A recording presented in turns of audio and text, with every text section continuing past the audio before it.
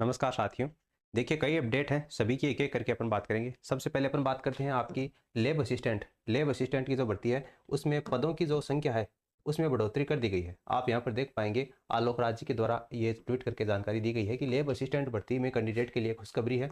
लगभग 500 पदों के बढ़ने की संभावना है और टोटल अब है वो 1200 पद हो जाएंगे। और भी लगन लगा के आप परीक्षा दीजिए। 9 और 10 मई को होने वाली जो लैब असिस्टेंट की भर्ती परीक्षा है उन कैंडिडेट को शुभकामनाएं। देखो ये खबर मैंने आपको कल बता दिया था। कल मैंने आपको जो वीडियो प्रोवाइड करवाया था उस वीडियो में मैंने आपको बताया था कि 500 प्लस पोस्ट हैं वो बढ़ने की संभावना है। आप चाहें तो चैनल विजिट करके कल ही मैंने ये वीडियो डाला है, ठीक है, इसको आप देख सकते हैं। तो यहाँ पर देखिए आलोक राज जी ने साफ साफ कहा है कि 500 प्लस पद है वो बढ़ने की संभावना है, तो लैब असिस्टेंट वालों के लिए खुशखबरी है। अब अगली बात अपन करते हैं आपकी जो वनपाल वाली जो भर्ती है, क्योंकि आजकल एग्जाम आप नहीं दे कर आते हैं तो उसके आपके पैसे लगते हैं।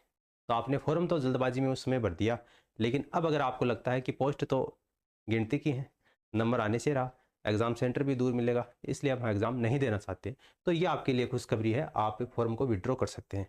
बल्कि जो सीरियस कैंडिडेट हैं, जो तैयारी कर रहे हैं लगातार, उनको तो एग्ज़ाम देनी ही है। 38 जिलों में आपकी जो एग्ज़ाम होगी, तो गृह जिला आपका मिल जाएगा, ठीक है। तो वनपाल जो भर्ती परीक्षा है 14 मई से 16 मई तक जो आवेदन है उसको विड्रॉ करने की लिंक है वो आपकी ओपन रहेगी। एसओसाइडी में आप लॉगिन करेंगे तो माई एप्लीकेशन में जाएंगे, वहाँ पर आपको विड्रॉ का ऑप्शन यहाँ से मिल जाएगा। परीक्षा जो होगी वो आपकी 28 जून को होगी। अब देखिए अपन बात करते हैं आपकी जो एसआई भर्ती परीक्षा है उसको लेकर काफ़ी अभ्यर्थियों के लगातार कमेंट आ रहे थे कि एसआई भर्ती परीक्षा के ऊपर आप वीडियो क्यों नहीं बना रहे हैं, है ना, अच्छे खासे व्यूज़ आ जाएंगे। देखो व्यूज़ से कोई मतलब नहीं है मुझे, है ना। सरकार ने जो किया है ना वो सही किया है, यहाँ पर मैं सरकार की कमी नहीं निकालूंगा।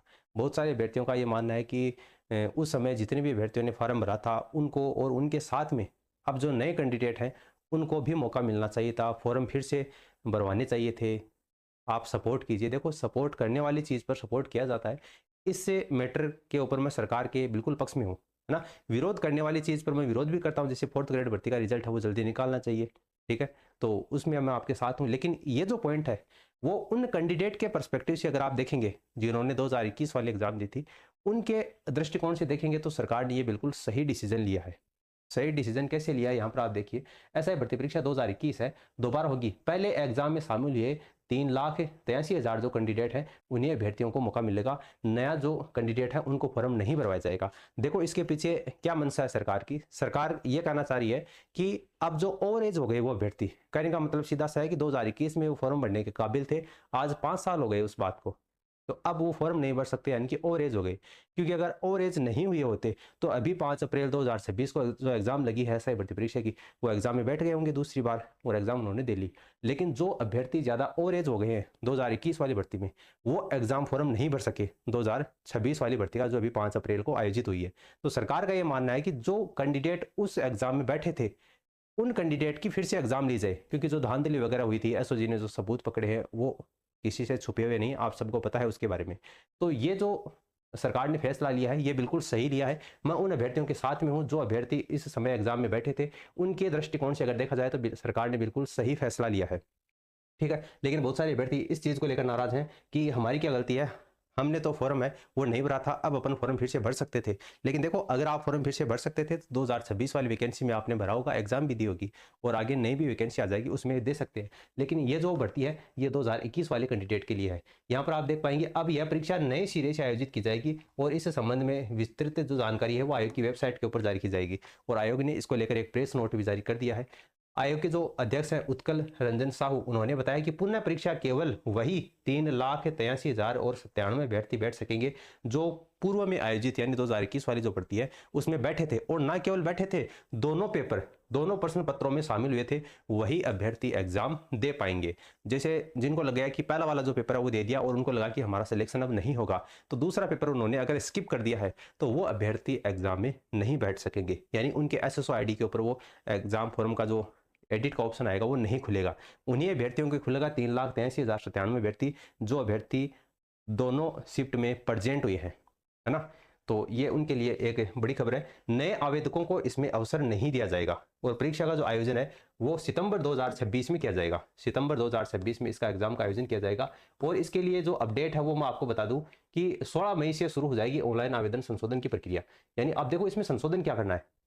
पहले जिन भी अभ्यर्थियों ने आवेदन किया था उनमें सुधार कर सकते हैं, वो अपडेट कर सकते हैं। और ये जो संशोधन है वो 16 मई 2026 से लेकर के 30 मई 2026 तक, 16 से लेकर 30 तक, यानी 15 दिन तक आप इसमें संशोधन कर सकते हैं। संशोधन में आपको क्या करना है, जैसे आपका जानकारी है उसमें बदलाव कर सकते हैं, जिसमें आपका मोबाइल नंबर है, ईमेल एड्रेस है और आपका जो कोरेस्पॉन्डिंग एड्रेस है उसमें आप बदलाव कर सकते हैं। और न केवल बदलाव, आपको जो केवाईसी है उसको भी अपडेट करना होगा। ओटीआर में जो आपकी केवाईसी फिलहाल चल रही है उसको अपडेट करना होगा। जिन भी अभ्यर्थियों ने नहीं किया है वो आप अपडेट कर देना। ओटीआर वन टाइम रजिस्ट्रेशन में जो केवाईसी प्रक्रिया वो पूरी करनी होगी। यदि अभ्यर्थी ने अपनी एसएसओ आईडी बदल ली है तो वो फेच एप्लीकेशन फॉर्म में विकल्प का उपयोग करके अपना जो पुराना डाटा है उसको नई वाली प्रोफाइल है उसमें ट्रांसफर कर सकते हैं। उसके बाद में एडिट का ऑप्शन जाकर वहां पर एडिट कर सकते हैं। ओटीआर में सेव लाइव फोटो आपको कैप्चर करनी होगी और अंगूठे का निशान स्वतः ही ओटीआर में फेच हो जाएगा। यदि ओटीआर में पूर्व में केवाईसी पूरी नहीं है तो इसे पूर्ण करना जरूरी होगा, वरना आपका जो फॉर्म है वो एडिट नहीं होगा। आपको बता दूं कि स्व घोषणा और जो बायोमेट्रिक उपयोग है